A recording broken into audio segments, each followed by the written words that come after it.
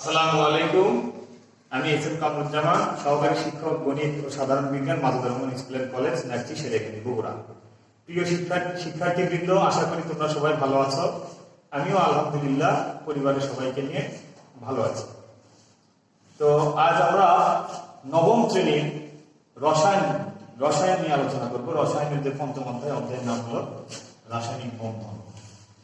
আমরা এই রাসায়নিক বন্ধন সম্পর্কে বিভিন্ন মৌলে একটা মৌল আরেকটা মৌলের সাথে, একটা পরমাণু আরেকটা পরমাণুর সাথে যে বন্ধন করে সেই বন্ধনের কারণ জানবো, কিভাবে বিভিন্ন পরমাণু আয়নে রূপান্তর হয় সেটা জানবো, এবং নিষ্ক্রিয় গ্যাসের স্থিতিশীলতা সম্পর্কে আমরা আলোচনা করব।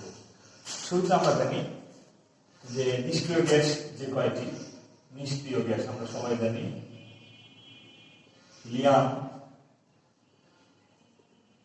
হিলিয়াম, নিয়ন, আর্গন, ক্রিপ্টন, জেনন, রেডন। এই কয়েকটি হলো আমরা জানি নিষ্ক্রিয় গ্যাস। পর্যায় সারণীর 18 নং গ্রুপের মৌল। হিলিয়ামের পারমাণবিক সংখ্যা 2, আর্গনের নিয়নের হলো 10, আর্গনের হলো 18, ক্রিপ্টনের হলো 36, জেননের হলো 54 এবং রেডনের 86। আমরা এই মৌলগুলোর ইলেকট্রন বিন্যাস করার মাধ্যমে ভালোভাবে লক্ষ্য করি। ইলেকট্রন বিন্যাস করার মাধ্যমে শেষের কক্ষপথগুলো আমরা বিশেষভাবে লক্ষ্য করব। যে 1s2 এটির শেষ কক্ষপথ, নিয়ন 1s2, 2s2, 2p6 এর শেষ কক্ষপথ হলো 2 নাম্বার কক্ষপথ। Argon 1s2, 2s2, 2p6, 3s2, 3p6। Krypton 1s2, 2s2, 2p6, 3s2, 3p6, 3d10, 4s2, 4p6। এইভাবে আমরা অন্যান্য গুলোকেও যদি ইলেকট্রন বিন্যাস করি, লক্ষ্য করে দেখি আমরা প্রত্যেকের শেষ কক্ষপথে যে ইলেকট্রন আছে 8টি করে, এই 8টি ইলেকট্রন দুটি অরবিটালের মধ্যে বিন্যস্ত আছে। প্রত্যেকের শেষের কক্ষপথে 8টি ইলেকট্রন, এস এর উপরে 2টি, পি এর উপরে 6টি। আমরা ভালোভাবে লক্ষ্য করি। তো আমরা জানি এস অরবিটালের সর্বোচ্চ ইলেকট্রন ধারণ ক্ষমতা 2টি এবং পি অরবিটালের সর্বোচ্চ ইলেকট্রন ধারণ ক্ষমতা 6টি।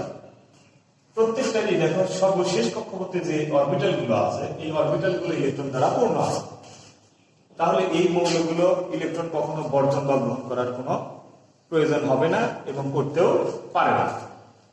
আর যে সকল মৌল যাদের শেষ কক্ষপথে এই অরবিটাল গুলো ইলেকট্রন দ্বারা পূর্ণ নেই, তারা কেউ কখনো ইলেকট্রন বর্জন বা ত্যাগ করার মাধ্যমে আয়নে রূপান্তর হয় অথবা গ্রহণ করার মাধ্যমে আয়নে রূপান্তর হয়। তো আমরা জানলাম যে নিষ্ক্রিয় গ্যাস সমূহ স্থিতিশীলতার কারণ এবং এরা কখনো বন্ধন তৈরি করতে পারে না এবং ইলেকট্রন কোন রাসায়নিক বিক্রিয়ায় অংশগ্রহণ করতে পারে না। কেন পারে না আমরা আরেকবার ভালোভাবে লক্ষ্য করি এবং মনোযোগ দিই যে প্রত্যেক নিষ্ক্রিয় গ্যাসের শেষের কক্ষপথে যে ইলেকট্রন গুলো থাকে, এরা বিভিন্ন অরবিটালে কি থাকে, পরিপূর্ণ অবস্থায় থাকে। এই ইলেকট্রন গুলো বিভিন্ন অরবিটালে যখন পূর্ণ অবস্থায় থাকে, তখন সেই অরবিটাল গুলো ইলেকট্রন আর নতুন করে গ্রহণ করতে পারে না, বর্জন করতে পারে না। তো আমরা জানি বন্ধন ইলেকট্রন বর্জন, গ্রহণ বা শেয়ারের মাধ্যমে বন্ধন তৈরি হতে পারে। এরা তো এই তিনটির মধ্যে কোনোটি তা করতে পারে না। এটা না করার কারণে এই মৌলগুলো কারোর সাথে বন্ধন তৈরি করতে পারে না, এমনকি নিজের সাথে নিজেও বন্ধন তৈরি করতে পারে না। আর যদি বন্ধন তৈরি করতে না পারে, তাহলে বিক্রিয়ায় তারা কখনো অংশগ্রহণ করতে পারে না। তো আরেকটা বিষয় আমরা লক্ষ্য করি, কেন পারে না। এই যে শেষ কক্ষপথগুলো শেষ কক্ষপথের অরবিটাল গুলো ইলেকট্রন দ্বারা যে পূর্ণ অবস্থায় আছে, এই অরবিটাল গুলো আমরা তৃতীয় অধ্যায়ে জেনে আসছি যে অরবিটাল গুলো দুইটি অবস্থায় স্থিতিশীলতার অবস্থায় থাকে। সেটা হলো একটা পরিপূর্ণ অবস্থা আর একটা হলো অর্ধপূর্ণ অবস্থা। তো পরিপূর্ণ অবস্থা মানে কি, এই যে এস এর সর্বোচ্চ ধারণ ক্ষমতা 2টি ইলেকট্রন, প্রত্যেকটার শেষ কক্ষপথে এস এর উপর 2টি ইলেকট্রন বিদ্যমান আছে। তাহলে এই এস অরবিটালটা একটা স্থিতিশীল অবস্থায় আছে, অর্থাৎ এই অবস্থায় কোনো ইলেকট্রন গ্রহণও করবে না, কোনো ইলেকট্রন বর্জনও করবে না। অপরদিকে পি অরবিটালের সর্বোচ্চ ইলেকট্রন ধারণ ক্ষমতা 6টি। প্রত্যেকটা মৌলের শেষ কক্ষপথের ইলেকট্রন গুলো এই পি অরবিটালের উপর পরিপূর্ণ 6টি হিসেবেই আছে।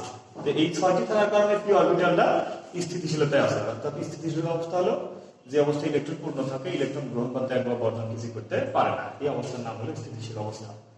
এখন আমরা আসি যে মৌলগুলো ইলেকট্রন গ্রহণ বা ত্যাগ করতে পারে, কেন পারে সেটা আমরা ব্যাখ্যা করি এবং জানি। দেখি, আমরা লক্ষ্য করি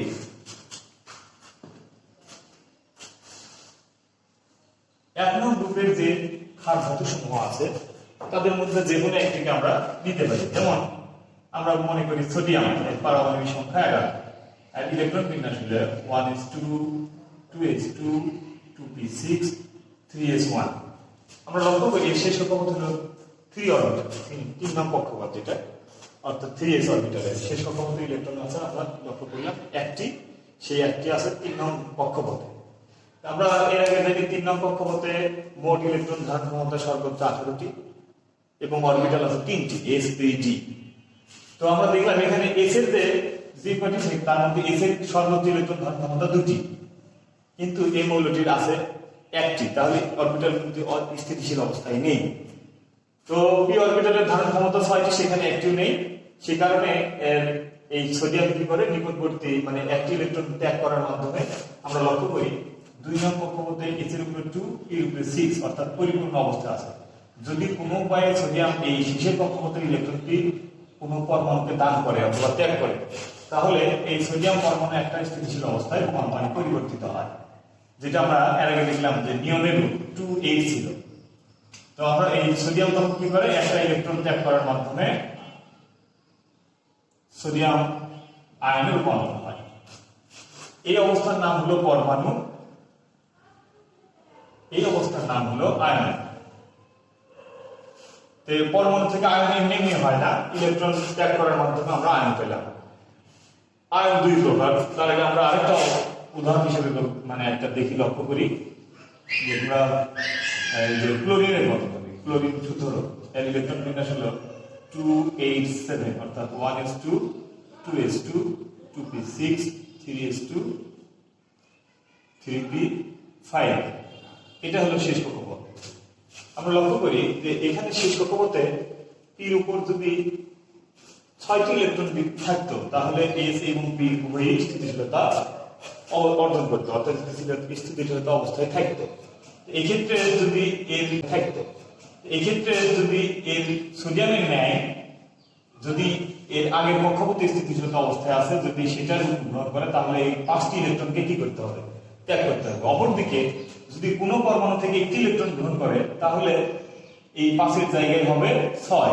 তাহলে কি হচ্ছে যে এই 3 নং কক্ষপথের যে অরবিটাল গুলো তারাও মোটামুটি স্থিতিশীলতায় রূপান্তর হচ্ছে। সেই ক্ষেত্রে এই ক্লোরিন পরমাণু এই 5টি ত্যাগ না করে, ইলেকট্রন ত্যাগ বা গ্রহণ এমনি হয় না, শক্তির প্রয়োজন হয়, যে যত সংখ্যা বেশি হয় এই শক্তির মান তত বেশি হয়। সেই ক্ষেত্রে ক্লোরিন পরমাণু 5টি ত্যাগ না করে শুধুমাত্র অন্য কোনো পরমাণু থেকে একটি ইলেকট্রন গ্রহণ করার মাধ্যমে এই যে এখানে শেষ কক্ষপথে s এর উপরে 2 p এর উপরে 6 অর্থাৎ রূপান্তর হয়, অর্থাৎ স্থিতিশীলতায় মানে রূপান্তরিত হয়।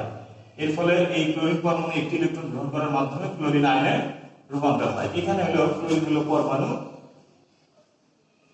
এখানে হলো আয়ন। তো আয়ন আমরা 2 ধরনের দেখলাম, আয়ন একটা ধনাত্মক আধানযুক্ত আয়ন দেখলাম আর একটা ঋণাত্মক আধানযুক্ত আয়ন দেখলাম। তো আমরা জানি আয়ন হলো 2 প্রকার। আমরা ক্লাস 8ম শ্রেণীর বিজ্ঞান বই পড়ে আসছি, তোমরা সবাই পড়ে আসছো যে ধনাত্মক আধানযুক্ত আয়নকে বলা হয় ক্যাটায়ন, অর্থাৎ এই আয়নের নাম হচ্ছে হলো ক্যাটায়ন। অপরদিকে ঋণাত্মক আধানযুক্ত আয়নকে বলা হয় অ্যানায়ন। তাহলে আমরা ক্যাটায়ন কি অ্যানায়ন কি সেটা আমরা জানতে পারলাম। এবং আরেকটা বিষয় আমরা লক্ষ্য করলাম, বুঝতে পারলাম যে ক্যাটায়ন তৈরি হতে কিভাবে ক্যাটায়ন উৎপন্ন হয় বা কিভাবে ক্যাটায়ন সৃষ্টি হয়, যে কিভাবে যে কিছু পরমাণু অর্থাৎ যেগুলো এই ত্যাগ করতে পারে ধাতব পরমাণু, যে কোনো ধাতব পরমাণু ইলেকট্রন ত্যাগ করার মাধ্যমে কি করে ধনাত্মক আধানযুক্ত আয়নে রূপান্তর হয়। এইভাবে ক্যাটায়ন সৃষ্টি হয়। কোনো ধাতব পরমাণু একটি ইলেকট্রন ত্যাগ করে, কোনো ধাতব পরমাণু যেমন ম্যাগনেসিয়াম শেষ কক্ষপথে 2টি, সেক্ষেত্রে ম্যাগনেসিয়াম 2টি ত্যাগ করে 2 সংখ্যক ধনাত্মক আধানে রূপান্তর হয়। কিছু ধাতু আছে 3টি ত্যাগ করে। এভাবে যে পরমাণু যতটি ইলেকট্রন ত্যাগ করে সে তত সংখ্যক ধনাত্মক আধানে অর্থাৎ ক্যাটায়নে রূপান্তর হয়। অপরদিকে অধাতু সমূহ ইলেকট্রন গ্রহণ করে। তো এই যে ক্লোরিন পরমাণু আমরা উদাহরণ হিসেবে রাখতে পারি, তো ক্লোরিন পরমাণু সর্বশেষ মধ্যে 7টি ইলেকট্রন আছে। সহজে একটি ইলেকট্রন অন্য কোনো পরমাণু থেকে গ্রহণ করার মাধ্যমে সেই স্থিতিশীলতা অর্জন করে। এই ক্ষেত্রে গ্রহণ করার পর সে তার অবস্থার পরমাণু না থেকে আয়নে রূপান্তর হয়। এই আয়নের নাম হলো ঋণাত্মক আয়ন, অর্থাৎ যেটাকে আমরা কিছুক্ষণ পূর্বেই জানলাম অ্যানায়ন হিসেবে বলা হয়, ঋণাত্মক আধানযুক্ত আয়নকে অ্যানায়ন বলা হয়। এখানে আমরা এটাও জানলাম, ব্যাখ্যা করতে পারবো যে অ্যানায়ন কিভাবে সৃষ্টি হয়। তাহলে আমরা জানলাম ক্যাটায়ন কি, অ্যানায়ন কি, ক্যাটায়ন কিভাবে তৈরি হয়, অ্যানায়ন কিভাবে তৈরি হয়, এটা আমরা যে কোনো পরমাণুর মাধ্যমে তা ব্যাখ্যা করতে পারবো ইনশাআল্লাহ। এখন আসি এই যে ক্যাটায়ন এবং অ্যানায়ন, ভালোভাবে লক্ষ্য করো, এটা হলো ধনাত্মক আধানযুক্ত আয়ন, এটা হলো ঋণাত্মক আধানযুক্ত আয়ন। এই যে ইলেকট্রন গ্রহণ বা ইলেকট্রন, একটা হলো গ্রহণ আর একটা হলো ত্যাগ করা। এই যে ত্যাগ বা গ্রহণ, এটা এমনি এমনি হতে পারে না, শূন্য থেকে কখনো ইলেকট্রন আসেও না এবং যায়ও না। যে কোনো পরমাণু যে ইলেকট্রন সোডিয়াম ত্যাগ করলো, সেই ইলেকট্রন এমনি এমনি ত্যাগ করতে পারে না, এইটা গ্রহণ করার জন্য অন্য কোনো পরমাণু অবশ্যই থাকতে হয়। যদি সে পরমাণু গ্রহণ করে তখনই এই সোডিয়াম পরমাণু ইলেকট্রন ত্যাগ করতে পারে। অনুরূপভাবে এই যে ক্লোরিন আয়ন একটি ইলেকট্রন গ্রহণ করলো, এই ক্লোরিন আয়ন একটি ইলেকট্রন গ্রহণ করলে এমনি এমনি করতে পারে না, অন্য কোনো পরমাণু যদি ত্যাগ করে তাহলে সেই ইলেকট্রন ক্লোরিন গ্রহণ করতে পারবে। সুতরাং এই দুটি পরমাণু যখন একজন ত্যাগ করলো অন্যজন গ্রহণ করলো, দুইজন বিপরীত আয়নে রূপান্তর হলো, তখন এদের মধ্যে একটা আকর্ষণ বলের মাধ্যমে এরা নতুন একটা বন্ধন তৈরি করলো। এই বন্ধনের নাম বলা হবে আয়নিক বন্ধন। এই যে সেই বন্ধন হলো সোডিয়াম ক্লোরাইড, অর্থাৎ সোডিয়াম প্লাস ক্লোরিন এর সংযোগের দ্বারা আমরা পেয়ে গেলাম সোডিয়াম ক্লোরাইড। এই যৌগে আমরা জানি সোডিয়াম ক্যাটায়ন রূপে আছে আর ক্লোরিন মাইনাস রূপে আছে, অ্যানায়ন রূপে আছে। এখানে একটি ক্লোরিন হলো দ্বিপরমাণু গ্যাস। ক্লোরিন এমনি এমনি একটা পরমাণু কখনো গ্যাস রূপে থাকতে পারে না। সোডিয়াম হলো ধাতব পরমাণু, এখানে ক্লোরিনের এক অণু ক্লোরিন গ্যাস বিক্রিয়া এক পরমাণু সোডিয়ামের সাথে বিক্রিয়া করে সোডিয়াম ক্লোরাইড উৎপন্ন করে। আমরা সমতা করার মাধ্যমে এখানে 2 নিয়ে পাই, এখানে 2 নিয়ে পাই। তাহলে 2 নিয়ে আমরা দেখলাম, লক্ষ্য করলাম যে একটি সোডিয়াম পরমাণু একটি ইলেকট্রন ত্যাগ করে, অপরদিকে এক অণু ক্লোরিন গ্যাসে দুইটি পরমাণু থাকে। আমরা জানি এক ক্লোরিন পরমাণু একটি ইলেকট্রন গ্রহণ করতে পারে, তাহলে এখানে দুইটি ক্লোরিন পরমাণু দুইটি গ্রহণ করছে। এই দুটি গ্রহণ করার জন্য এক সোডিয়াম একটি ত্যাগ করে, তাহলে সোডিয়ামের পরমাণু প্রয়োজন হচ্ছে কয়টি? দুইটি। অর্থাৎ দুটি সোডিয়াম পরমাণু আলাদা আলাদা ভাবে একটি একটি করে ত্যাগ করার মাধ্যমে মোট দুটি হয়। এবং এই ক্লোরিন গ্যাসেও এক অণু ক্লোরিন গ্যাসে দুটি ক্লোরিন পরমাণু থাকার কারণে সেই দুটি ইলেকট্রন গ্রহণ করে ক্লোরিন আয়নে রূপান্তর হয়েছে। তো আমরা জানলাম এইভাবে যে বন্ধন তৈরি হয়, এটাকে বলা হয় আয়নিক বন্ধন। আর আয়নিক বন্ধন, যে সকল যৌগের মধ্যে আয়নিক বন্ধন বিদ্যমান তাদেরকে আয়নিক যৌগ বলা হয়। সুতরাং সোডিয়াম ক্লোরাইড একটি আয়নিক যৌগ। তো আমরা জানলাম আয়নিক বন্ধন কি, আমরা একটু ব্যাখ্যা করে দেখি, সবাই চেষ্টা করি যে আয়নিক বন্ধন কি বা কাকে বলে। আমরা লক্ষ্য করি যে ইলেকট্রন আয়নিক বন্ধন হতে গেলে অবশ্যই আয়ন তৈরি করতে হয়। তার মানে ইলেকট্রন গ্রহণ করতে হয়, ইলেকট্রন গ্রহণ করতে হয়, ইলেকট্রন আবার ত্যাগ করতে হয়। অর্থাৎ ইলেকট্রন আদান প্রদানের মাধ্যমে এই যে ক্যাটায়ন আর অ্যানায়ন সৃষ্টির মাধ্যমে যে বন্ধন তৈরি হয় তাকে বলা হয় আয়নিক বন্ধন। তাহলে আমরা জানলাম কি আয়নিক বন্ধন কি, ইলেকট্রন ত্যাগ বা গ্রহণ করার মাধ্যমে এই যে ক্যাটায়ন অ্যানায়ন সৃষ্টি করে যে বন্ধন তৈরি হয় তাকে বলা হয় আয়নিক বন্ধন। আর যে সকল যৌগে আয়নিক বন্ধন বিদ্যমান আছে তাদেরকে বলা হয় আয়নিক যৌগ। আমরা লক্ষ্য করি ধাতব পরমাণু সবসময় সর্বদা ইলেকট্রন ত্যাগ করে আর অধাতব পরমাণু ইলেকট্রন গ্রহণ করে।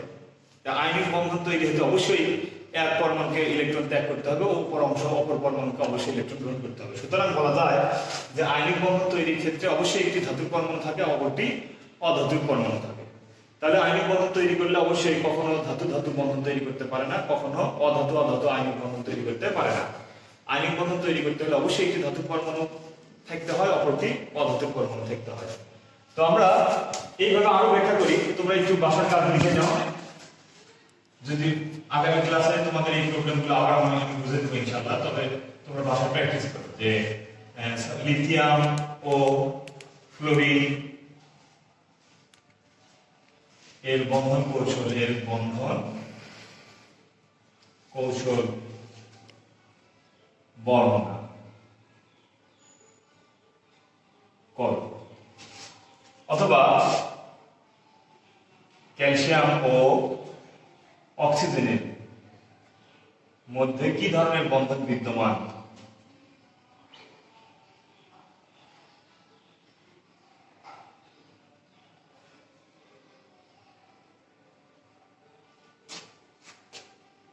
ক্যালসিয়াম অক্সাইডে কি ধরনের বন্ধন বিদ্যমান বিশ্লেষণ অর্থ। তাহলে আমরা এই দুটি আমরা ব্যাখ্যা করবো ভাষার কাজ, যে লিথিয়াম এবং ফ্লোরিনের মধ্যে কি ধরনের বন্ধন বিদ্যমান তা বর্ণনা করো, এবং ক্যালসিয়াম অক্সাইড একটা যৌগ, এই যৌগের মধ্যে কি ধরনের বন্ধন বিদ্যমান তা বিশ্লেষণ করো। তো আমরা শুরু থেকে একবার জেনে নিই আমরা কি কি জানলাম। আমরা জানলাম নিষ্ক্রিয় গ্যাসের বন্ধন তৈরি না করার কারণ, স্থিতিশীলতা হওয়ার কারণ, এবং অন্যান্য পরমাণু যে ইলেকট্রন গ্রহণ বা বর্জন এটা করতে পারে, কেনই বা করতে পারে সেটা জানলাম। এবং আমরা তার পাশাপাশি জানলাম ক্যাটায়ন কি, অ্যানায়ন কি, এবং ক্যাটায়ন কিভাবে সৃষ্টি হয়, অ্যানায়ন কিভাবে সৃষ্টি হয় সেটাও জানলাম। আমরা এর পাশাপাশি জানলাম আয়নিক বন্ধন কি, এবং আয়নিক বন্ধন কিভাবে বিভিন্ন পরমাণুর মধ্যে বিদ্যমান হয়, কিভাবে একটা পরমাণু আরেকটা পরমাণুর সাথে আয়নিক বন্ধন বিদ্যমান হয় আমরা সে সম্পর্কে জানলাম। আর এই জানার মাধ্যমে আমরা অলরেডি একটা উদাহরণের মাধ্যমে আমরা দেখলাম। তোমরা এটার মাধ্যমে অন্যান্য মানে পরমাণুর মধ্যে প্রয়োগ করে নিজেরা চিন্তা করে কাজ করবে। আর আশা করি আগামী ক্লাসে ইনশাল্লাহ আমরা পরবর্তী অংশ এই অধ্যায়ের যেটা আছে সেটা আমরা শিখতে পারবো ইনশাল্লাহ। আল্লাহ হাফেজ, সবাই সুস্থ থাকো এই দোয়া করি। আল্লাহ হাফেজ। আজকে ক্লাসে পর্যন্ত।